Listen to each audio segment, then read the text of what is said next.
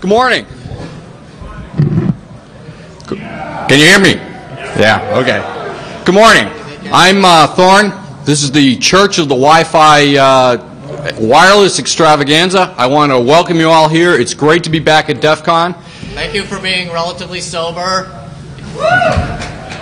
Yeah, we're not going to do any jokes this morning because we figure having you guys here for the first talk early in the morning is a bad enough joke as it is. So, but we're all happy to see you here. I'm going to start off about a little bit about the church. We're going to talk about some of our current projects, and we hope it's going to be informative and entertaining for you. So the panel today is myself. I'm Thorne, as I said. We also have the Prez 98 and the infamous Canadian hacker Renderman. Thank you. So a kind of a question that we get asked a lot is who are the Church of the Wi-Fi, and what are we? Are we pirates? Are we pirates ninjas? Are we pirates with stealthy ninja skills? Are we ninjas that go arg? So one answer is really that we're kind of a collective, a church, if you will, of where we do some wireless and Wi-Fi voodoo. The other answer is, of course, that we're a bunch of code monkeys that wear Pope hats. Kind of like that. Any resemblance, by the way, to the panel this morning, to that picture, it's purely coincidental. So the church as a group has a website that basically this is what we really do. We do projects, mainly around wireless stuff. If you're here, I assume you've probably heard a little bit about some of our projects in the past. We're going to talk about a little bit about those today. We're also going to talk about some of the newer ones. But if you go to the main site, there's currently over 50 projects that are all wireless. They're all in varying amounts of detail. They all kind of depend on what your skill level is how well you might do with them. But they range from beginner to really hardcore stuff on there. And this is just kind of a real brief overview of what it was as of about a week and a half, 2 weeks ago, what the site looked like. It's probably changed since then because there's new ones going on all the time. Also, regarding your skill level, if you're going to tackle some of these things, some of them are really, really simple, and some of them you have to have 2 propellers on your beanie. It gets pretty bad, but they are all over the place, and anybody is welcome to come in there and take a look around. Absolutely. The first thing I want to talk about is our big project for this year, but I got to take a step back before I talk about that. And I got to talk about last year's DefCon. Last year at DefCon, I was putting on the wireless contest, and I had a little bit of a problem. And this is the problem. Okay?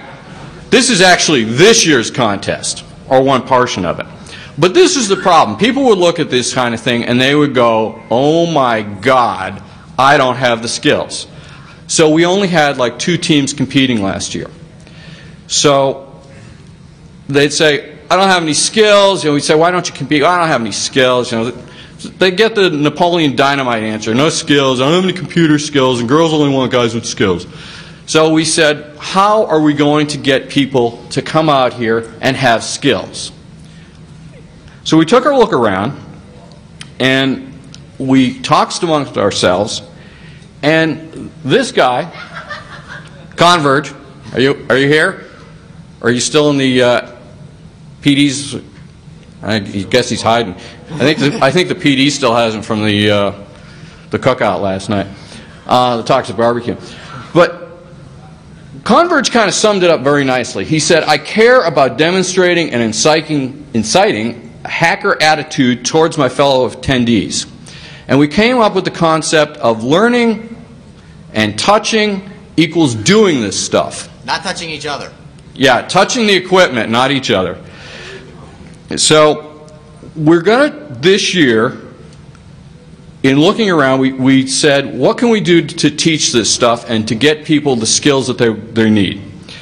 So we took a look around, and we said our friend Lost had run a really exciting hardware session last year, some nice breakout sessions on robotics and stuff. We took a look at what was going on with the wireless, or the lockpick village. So we said what we want to do is we want to provide an area to do those kinds of things for wireless skills. And so we want to provide breakout sessions, we want to have some tutorials, all that kind of stuff. Again, the whole concept of learn plus touching equals doing it. So what we came up with is this year's big project, and that is the DefCon 15 Wireless Village. And we hope, it's going to be up in Skybox 209, we are hoping that every one of you will at least come in and say hello and stop by and hopefully learn some stuff. We've got a whole bunch of subjects that are going to be covered. This is just a couple of them. I'm going to be doing some stuff on RFID. Squidly 1 is going to be doing some stuff on wireless hacking for PlayStation portables. Render is going to be doing some stuff on talking about direction finding. We've just got a whole bunch of stuff that's going to be covered, and we really hope that you'll come by and learn something. Or at least, you know, if you've got someone that's here that's at a different talk and they don't know about some of this stuff, they're talking about perhaps competing in the wireless contest, that we would, you know, send them over, learn something. Hopefully we'll get some more people competing this year. So it's just, yeah, again, some more stuff on regarding what we're going to be teaching up there, the wireless technologies, doing the breakout sessions. Again, that's where we're going to be, up in Skybox 209, and we've even got a very limited amount of those really cool stickers that look just like that. So if you're not cool and you don't have one of these on your laptop, you should definitely come up and at least try and own a sticker. Now, because of this, we're integrating the wireless contest this year with the Wireless Village, and so again, the whole idea of learning plus teaching equals doing this stuff, that you can come upstairs, learn a skill in a session, and then go out and actually compete. All right, enough about that. Some of the other projects. This is kind of an infamous one that we came up with last year, and this is the WPA rainbow tables. I think probably some of you have heard about these. They've been talked about a little bit nationally. We came up with a concept last year of, this is actually he and I talking. He and I talking on the phone is like a really bad idea, because we think about these things. And we say, what if we did, and all of a sudden something starts rolling. So we were talking about a year ago, a little over a year ago, and we said, if we put together some sort of rainbow table, would that work? And at first we said, no, it won't work because there's a couple of different things. And then we talked to some friends who said, yeah, it would definitely work if you did A, B, and C. So after a lot of futzing around, a lot of trial and error, a lot of error on error, we finally produced the first rainbow table for WPA. And it was 172,000 words. Passwords that were in a dictionary. They were run against the 1,000 most common SSIDs. That resulted in a 7 gigabyte rainbow table, and was kind of popular. We've had a lot of downloads. The Shmoo has been very kind in hosting it for us. So we said, well, can we top that this year? So Render tracked down some more passwords. Quite a few more. This year we have run 1 million of the most common passwords against, again, the most common SSIDs, 1,000 of those, and we have yielded a table of 35 gigabytes. You're going to have to use BitTorrent to download this sucker. Or come to the village. Or come to the village, yeah. Come up to the village, we will have them available. But it takes a while to get them. This will, even on BitTorrent, this will run you about a week and a half to download on a continuous download. But we are able to now use these tables to crack an amazing amount of passwords. And on average, you can run these about a minute to to 3 minutes and crack most passwords on common SSIDs. This is a real good tool if you're doing any kind of wireless security work and people say, oh, I've got the best password in the world that's locking down my thing using WPA. You can walk in and probably break it if it's any kind of dictionary word. And even some of the more common ones where, you know, they stick a 1 in the middle of the word. Those kinds of things. Very easy to break it now with a password. And again, the idea behind this is to get people to use secure passwords or secure passphrases. You can use up to 64 letters on WPA, and most people are using, you know, their first name or something. So, just we're getting bigger and better, folks.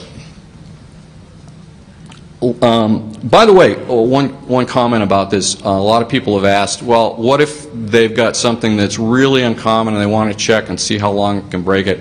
There is a package out there that you can generate your own rainbow, your own table for a single SSID using the standard million passwords. And it's called GENPMK.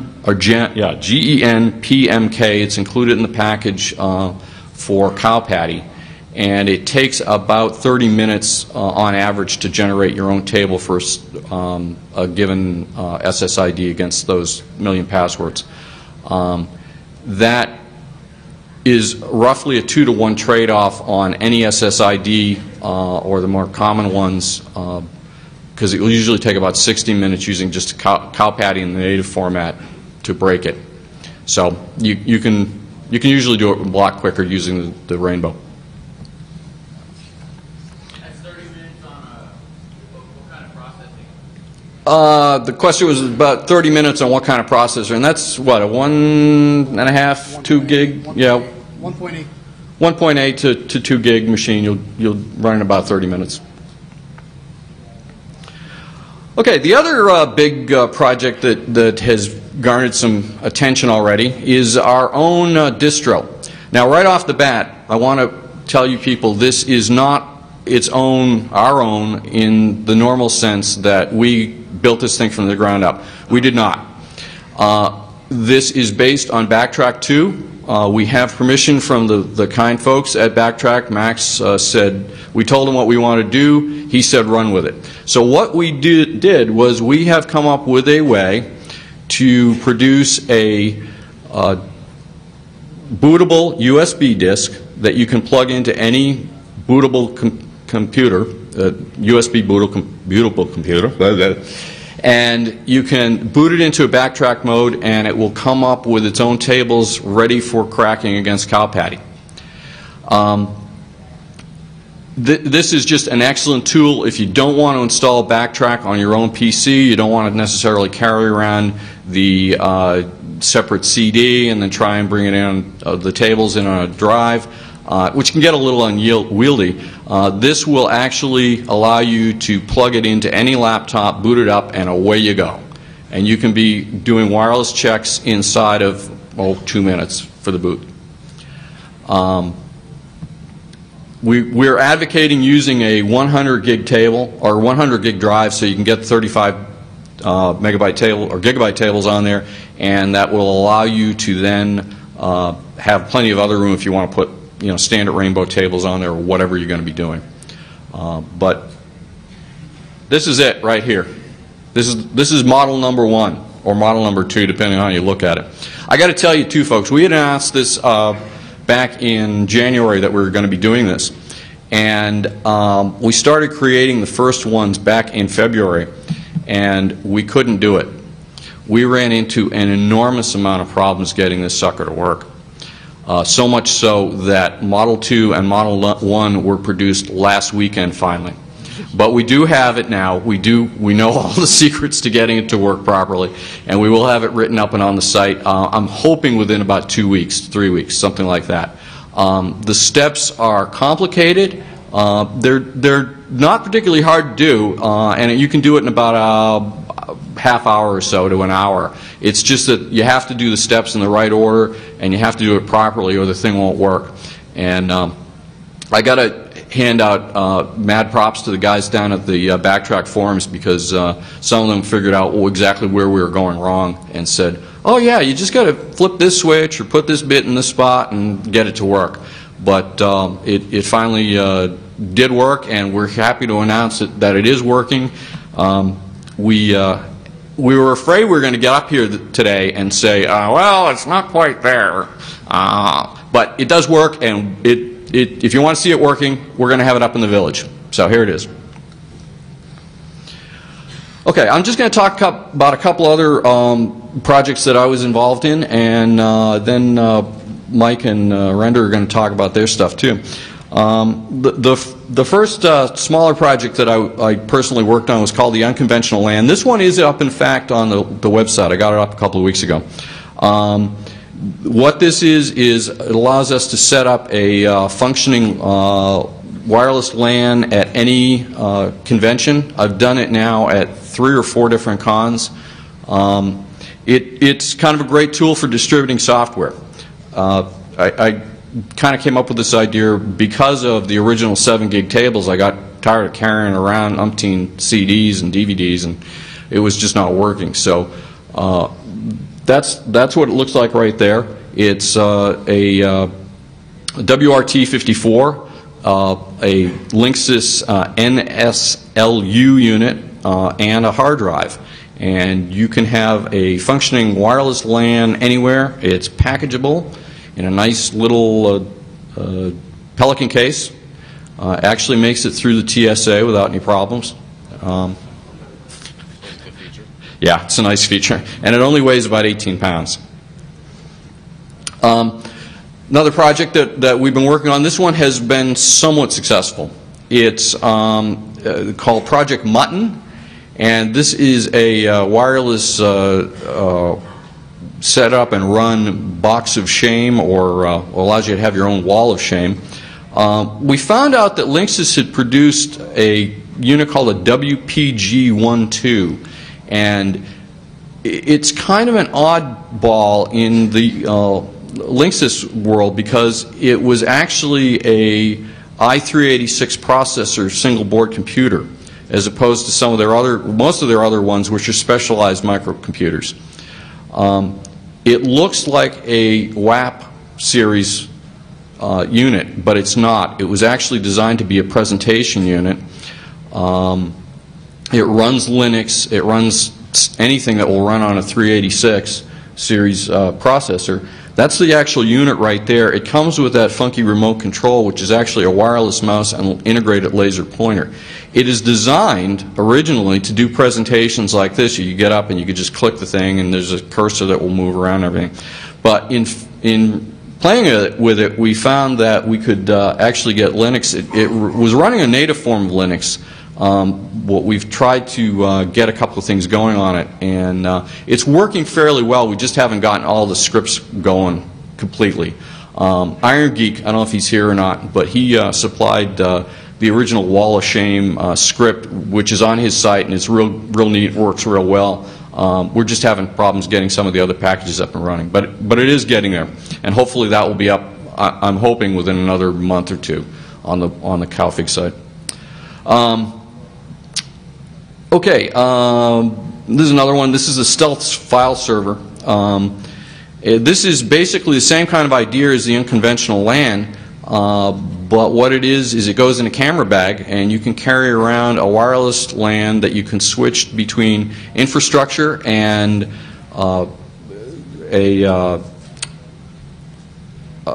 hoc mode, and it will you can distribute files without having anything happen to it. It will just sit there and distribute files all day long.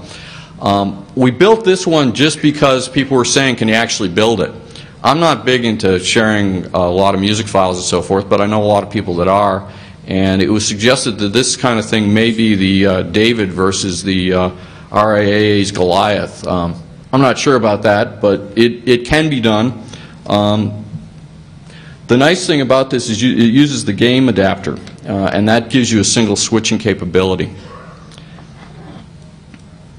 And then the final project is called Rolling Thunder, and I built this one for myself, basically. This one is the same kind of thing. It's made to be portable, and it will run out of a car. And I use this one personally. That way I can distribute files from my car as I need them on client sites. And yes, it does use file encryption. But there's the whole package right there, packed up, ready to go.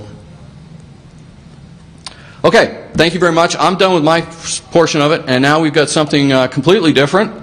We have the Pres 98.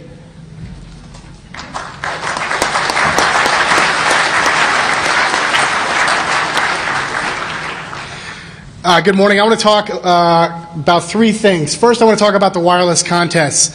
The overall wireless contest is broken up into 5 sub-contests. The picture that you saw earlier right in the beginning with the stacked up WRTs, that's a tower challenge. It's going to be a multi-level contest. They're still working on getting that set up today, but we expect by later today or tomorrow that should be running. And that's going to be a weekend-long thing. The other contests are more time-based. WPA cracking will be this afternoon.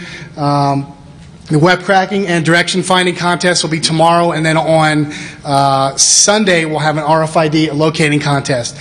If you're interested in participating, you don't necessarily have to participate in all the contests. If there's one thing you're interested in, or if there's something you want to learn, please go ahead and come up. In addition to the contests, we're having those breakout mini sessions before the contest. So if you don't know anything about RFID and you want to learn about it, you can come up and learn about it and then participate in the contest if you want. I want to talk about 2 different projects. One, unfortunately, that we don't have here. One of our members, Barry, lives in North Pole, Alaska. It was a little difficult for him to get down here. And we tried to set up like a teleconference, but you know, they don't have good cell coverage up there for some reason.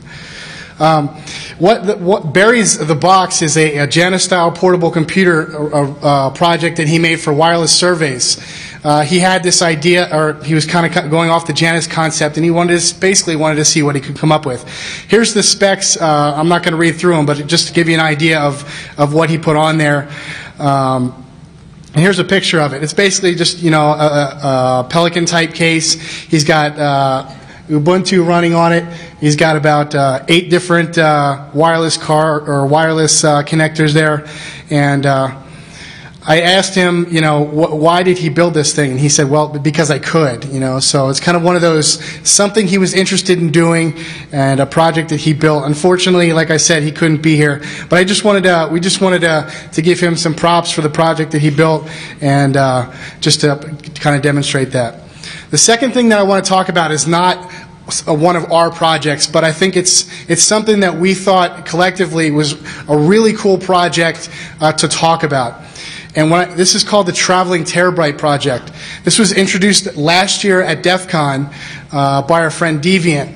And this is a project that we kind of thought, wow, this is something that while it's not necessarily a wireless project and while it's not necessarily one of our projects, this is something we really want the community to know about, because this really embodies the kind of community that we are. This was conceived by Deviant in June of 2006.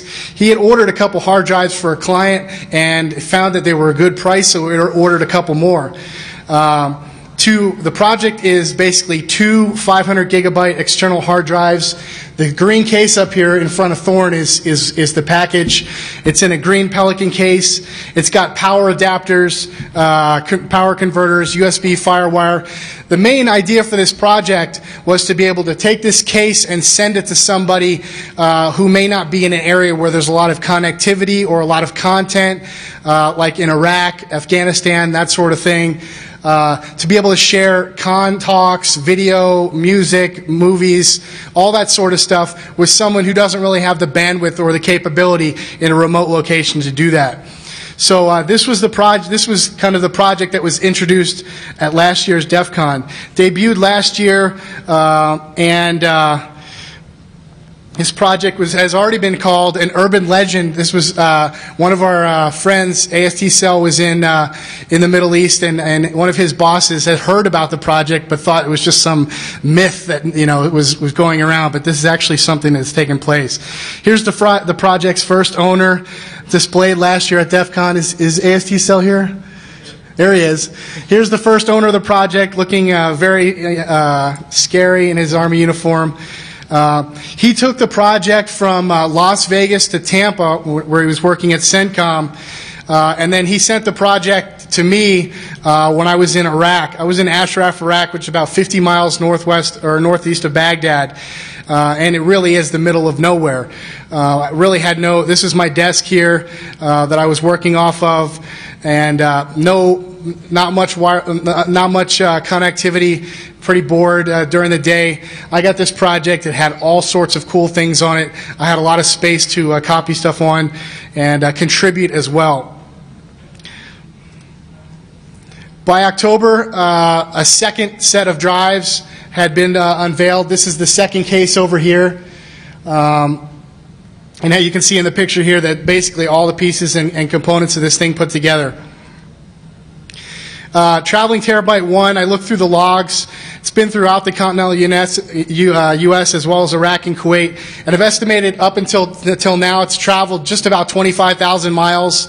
So basically around the globe in excess of one time. So that's pretty cool. If you're more interested in this project, there's the link there for the homepage, Deviant's page on the Traveling Terabyte project. There's also a thread on the DefCon forums that talks about the history of this project. And then there's been some news releases about this project. Like I said, not one of our projects, but something that we really wanted to mention as something that's really indicative of the way this community should be. Whole bunch of people, had ideas and contributed to this project, and now it's benefiting people that maybe don't have the resources to get this sort of material. This is my shameless self-promotion slide. Like we talked about, please check out the village up in the skybox. We're going to start up probably around noon today, and we'll be running the entire weekend. Check out the contest. I'm giving a talk tomorrow night called Hacking Iraq. It's going to be in Speaking Area 1. And then I'm getting out of the Navy, so if you're interested in hiring somebody, I'm looking for a job. Thanks.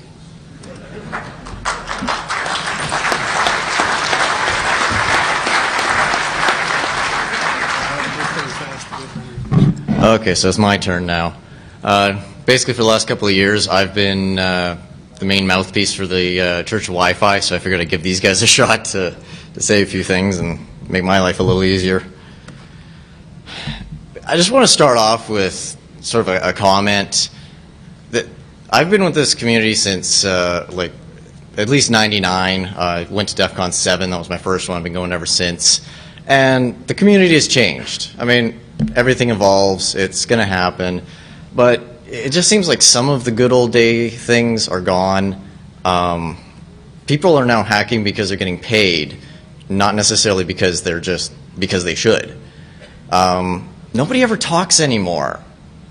Prime example, like you look at something like the iPhone comes out, and the sheer amount of attention and effort from all of the corners of the globe trying to get apps on this thing and just make Apple's life miserable. But just the sheer amount of effort and community that just exploded around this project, you don't see that as much as you used to, and it's kind of a shame. A lot of it seems to be with people who have grown up, gotten jobs in InfoSec, and hey, you're under NDAs, I can understand that. Hey, I'm looking for a job myself, so if somebody wants to hire me, please. But we need to talk to each other more. There's going to be an example later on where our group and two vendors, major wireless vendors, ended up recreating the exact same work 3 times. So how much effort have we wasted? It just seems to me like, okay, yeah, you can have your NDAs, you can have your tight little confined research and development departments, but if there's something that's really cool in there and your company's not interested, don't let it die. Say, okay, we're not interested in developing this, let your developers talk to their friends, let them pass it out the back to actually see the light of day, give it to people who actually can, make something happen with it. All right, so as Lauren was talking about the site earlier, we're actually going to be changing the site quite drastically here in the very near future. It's been complained that we have this sort of evil look. And in all honesty, we never expected things to take off as quickly as they had, so we never expected people to take us as seriously as they have. So we want to get a little bit away from that. It's basically still going to be talking about the joys of wireless and how much how many interesting projects there are, and it's not a dead field by any stretch of the imagination, despite what anybody might say. There's a lot of good research to be done. It'll hopefully be easier to navigate, easier to maintain for us. Another complaint is that it's really hard to link to. But basically, like, it's all tongue-in-cheek. We're not trying to be offensive to everybody. Actually, we are trying to be offensive to everybody. All right. And part and parcel of that redesign is we're going to go through and create the Church of Wi-Fi confessional. A church has to have a confessional. So basically, this started out as an idea of security has to be right every time, but the bad guys only have to be right once. Well, you can have all the best intentions in the world. We're all human in this room. Most of us are human in this room, but we're all trained security people for the most part. We know something of what we're doing, but we make mistakes. And a prime example of that is, I hope they don't throw something heavy at me, is core security. At ShmooCon this year, I was standing in line for registration, and the core security booth was sitting there, and I was standing in line. It's about 20 minutes to registration, sitting there bored. And when I get bored, bad things tend to happen, particularly to good people. So they're giving away these little light-up USB hubs. They got some LEDs in them, the blinkies and everything like that. And they got a whole table full of these things all interconnected to each other. But well, you have to power them somehow. So they had them plugged into one of their laptops. I'm standing there with a U3-enabled smart drive with the USB Switchblade software loaded onto it. So create a little distraction, go click. I now have all their passwords. And I'm never really satisfied with just saying, haha, I got you, none of that none of that stuff. I like big, showy presentations. So borrowed a friend's projector, borrowed the sign from one of the other booths, spun it around, and proceeded to project their scrubbed passwords on the screen and behind their booth. So, so Core doesn't like me right now. But the real point is, I mean, it was a marketing laptop. They had, they wipe it after every conference they take it to, so they had done a lot right. But here's a company that makes this $25,000 piece of security software, really cool piece of software, but they still make a basic mistake. So how do you learn from others' mistakes? Because you can read through the manual, but it's all those little caveats, those little things that aren't in the manual that end up turning around and biting you in the butt. So the Church of Wi-Fi Confessional is basically going to be a way for you to share your sins. I did this, and my company was, got infected, or something happened, or we found that everybody could access, or Fox News, oh gee, let's give the directory for all our images index access, and just all that fun that came out with that one. So it's basically going to be anonymous, scrubbed, and safe. It's going to be an email address that you just send a note about the situation. We'll scrub it of all identifying information. We don't want to get anybody into trouble. We just want to know, okay, with this product in this configuration, this is the bad thing that happened. Don't do this yourself. Learn from my mistake. So, unfortunately, Audit, who is our very cool administrator, has been dealing with some health problems lately, and has not been able to get this up and running, unfortunately, in the last few weeks. So hopefully we'll be able to get that up in the next little bit after con here, and we all sober up and rest up. But, okay, now on to some Bluetooth stuff. Wi-Fi, Church of Wi-Fi is we're mostly into wireless. I mean, we're not really denominational. Bluetooth is of interest. Zigbee is probably going to be of interest, considering we now have the badges that we can play with. There are so many Bluetooth peripherals out there nowadays, and so many little hardware hacks of things that guys have modded stuff and added this and that. But I was just so disappointed. All right, so you got the Bluetooth glove. This guy built, oh, hang on.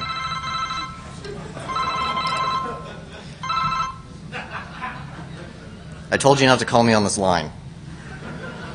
All right, nice. We have the Bluetooth banana. Is Larry in the room? Oh, wait, in the back. All right, you have the Bluetooth brick phone. Guy Bluetooth enabled an old 80s brick phone, so he walks around with that as his headset. And, as we just found out, we now have the shoe phone. It's, how many years has it taken for, and nobody has built the damn shoe phone. I mean, we've been looking at these things since the 60s, so somebody had to build it, so I decided to. No.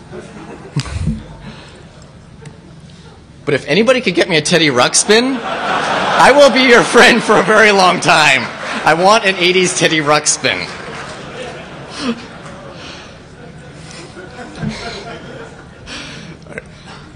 But the thing is, though, that you've got so many Bluetooth devices out there right now. How many of you have got a Bluetooth headset? Wow. That's actually more than I thought there would be. I have a major pet peeve with people who wear the things all the time. I'm not trying to piss off anybody in the room or anything, but it's just when you're walking into a McDonald's or something like that, and you see these guys that are on with these headsets on. It's like, oh, I'm so important. I've got to get this call within 2 seconds of it ringing, and it bugs me. So, I always look at these things and I'm like, this is a listening device. This is a listening device with the radio transmitter. This is basically like a little bug, and it just seems like a bad thing. I do in some of my consulting in that, I've walked into boardrooms, guys will take out their cell phones, turn off the phone, leave the headset on. Oh, gee, it's discoverable.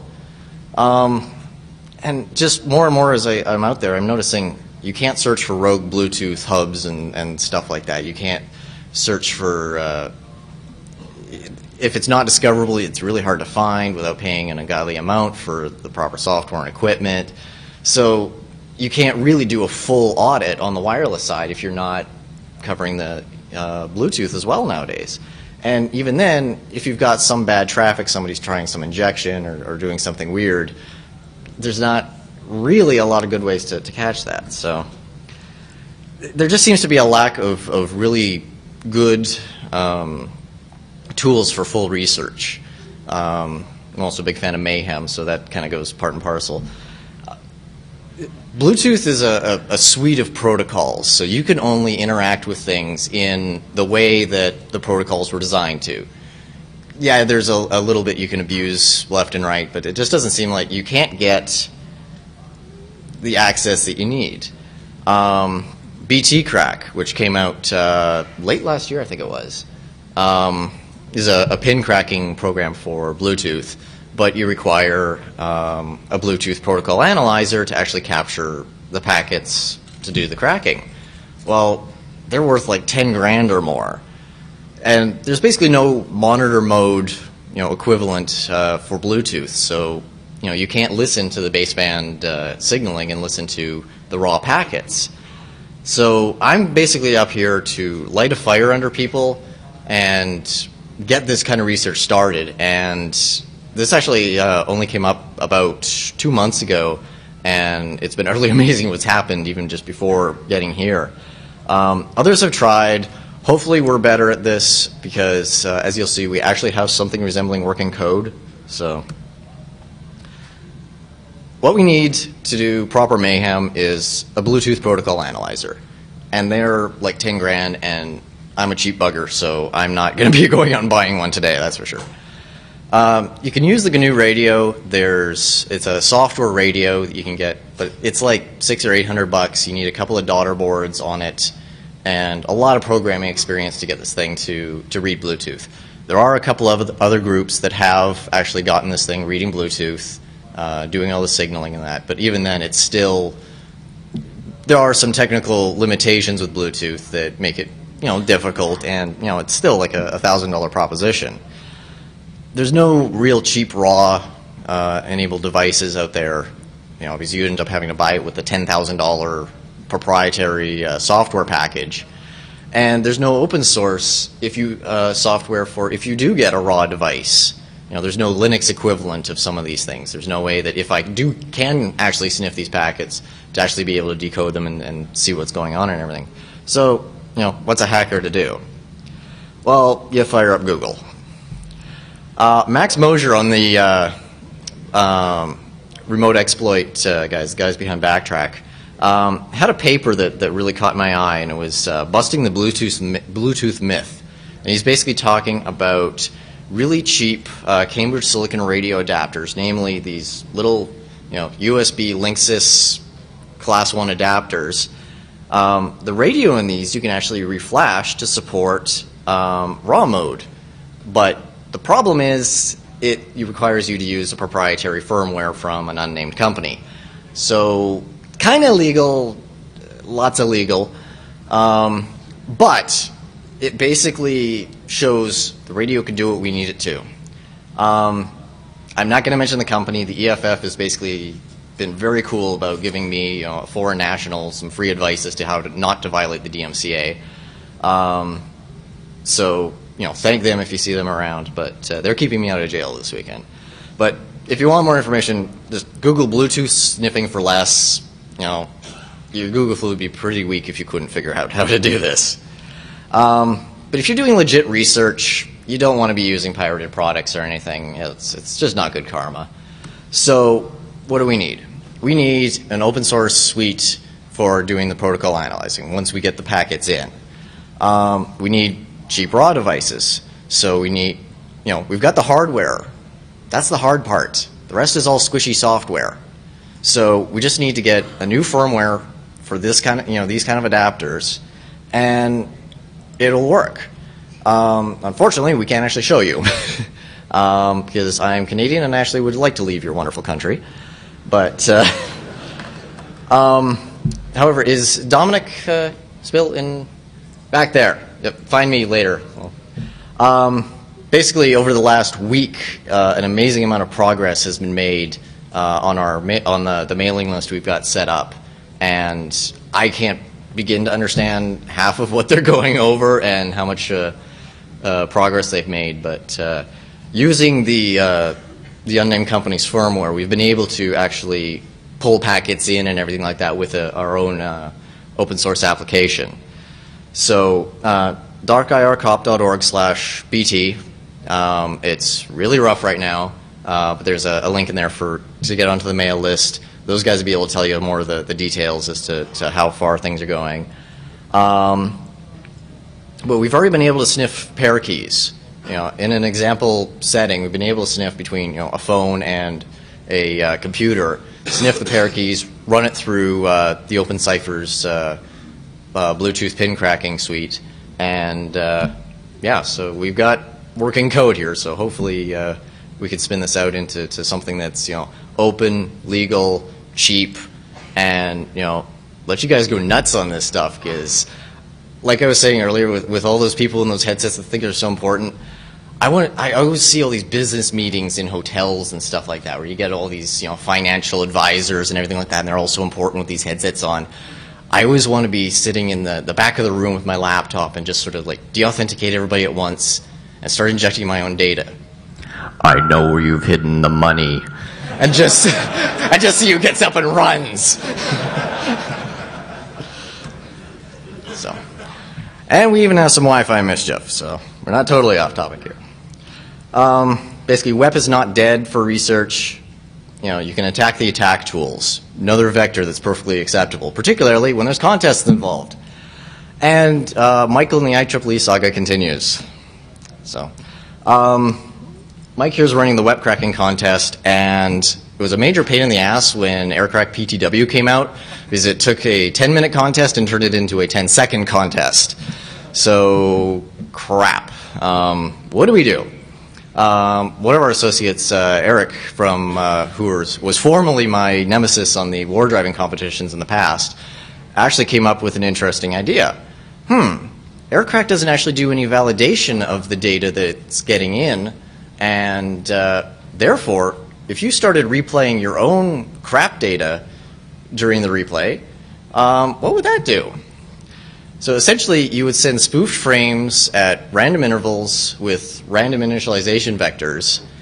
Aircrack doesn't know that it's coming from this access point or this access point. It all puts it into the same bucket. The statistical analysis goes through, and it just doesn't make any sense. It just freaks out.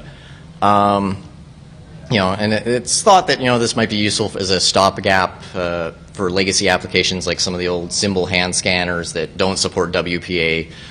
Just to sit there throwing out all this garbage that hopefully would stretch web cracking from a couple of minutes to maybe a couple hours. But we looked at it and it was like, yeah, okay, this is interesting. It might be a good way to screw with people during the competition, but not really that big. Until we found out that this research had actually been replicated 3 times. Air Defense actually owns a patent on this, buried in their paperwork. But Airtight is actually giving a presentation tomorrow at, 6, I think it was? 6 o'clock. Check your schedules. They're basically calling it, Air Defense calls it chaff. The other guys, Airtight is calling it web cloaking. Thank you. Whatever. They got their own terms for it. But basically, if somebody can actually bring me code this weekend, I'll throw you a DVD copy of the 7 gig tables, just because I want to be able to mess with people during his contest. So, but the thing is that all 3 groups spent, how many hours working on this, and we've replicated this effort over and over and over again. It's like, why? We need to figure out how not to do that in future, particularly on something we've all agreed is kind of a, nice to show, but kind of useless in reality. My personal favorite is Michael countermeasures. After reading the 802.11i spec, basically found out there was a denial of service condition built in, the Michael countermeasures. I've ranted a lot on this in the last year. Essentially, you create enough errors in the data, and you will the radio will turn off for 60 seconds to reinitialize all its keys, so kicking all the clients off. And this is actually designed into the spec. I put my foot in my mouth at DefCon 14, the EFF fundraiser last year, because I'm sitting there saying, who are these idiots that are designing these specifications with denial of service conditions? What are these guys on the 802.11i committee thinking? And the guy I'm talking to raises his hand and says, yeah, I was on that committee. Oh, shit. But we actually turned it into a ShmooCon talk where at 11 a.m. on a Sunday, I'm drinking on stage with the chairman of the IETF, putting the screws to him, asking him, why did you guys do this? So it was really, really funny, but it still doesn't really seem to be seen as a major problem. It's essentially, it came about because of legacy design concessions, and it's a CRC check of the payload of the data. But you still have to cut through sequence enforcement. You still have to cut through the WPA, the AES encryption and everything before you can actually trip this. You have to create 2 packets with bad checksums within 60 seconds of each other in order to trip this. Basically Googling around trying to figure out, okay, how can I actually prove these guys wrong? How can I make this happen? How can I be an ass? Google and NIST were of great help. But a lot of it was, okay, it's possible, the error conditions exist, but, not for talking on this public forum, that sort of stuff. There was one lonely NIST document that said, decryption integrity check failed if the class bits are altered. Class bits, quality of service. Basically, one of the checks that WPA packets, or WPA encrypted wireless packets go through is sequence enforcement. They have to show up relatively in order. But if you've got a high quality of service packet, it's going to arrive before your lowest quality service packet, so it's going to go, break all the sequence enforcement. So they came out with wireless multimedia specifications, and there's separate counters for each quality of service. Now, the Michael checksum extends over the wireless multimedia header, but the header is not actually encrypted.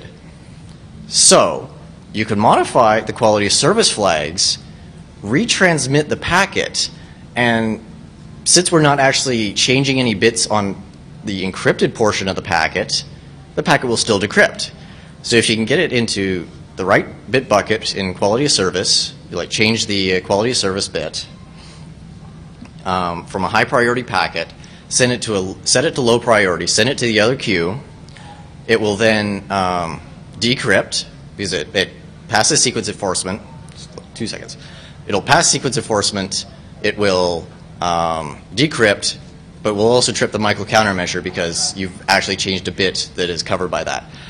So essentially, we now have a way to turn off the radios for 60 seconds, and due to the specifications, the clients will continue looking for this access point, which means you can fire up Karma, whatever you want, and attack all the clients. So we have a built-in 802.11i specified DAuth and denial of service attack. So I'm getting the big X here, so come and see us up in the village. I can rant about it more. And thank you very much, and give me in the Prez work! Good.